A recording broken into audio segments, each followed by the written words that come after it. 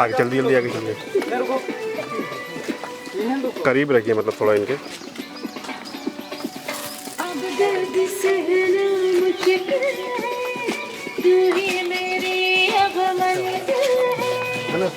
मजा आ रहा है।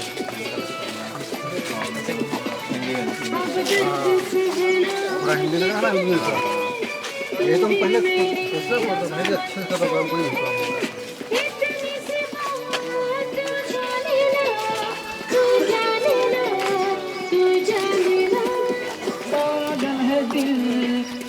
रुकना था यहाँ पे ना।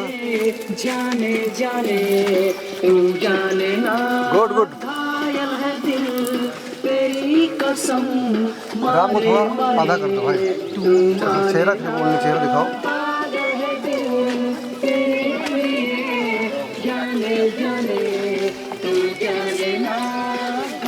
थोड़ा सिलो चलो भाई।